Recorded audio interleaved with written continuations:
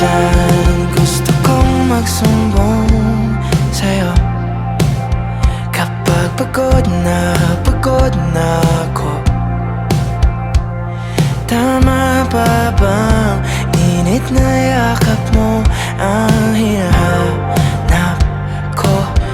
Minsan gusto ko tumawag sa'yo para lang marinig ko ang boses mo.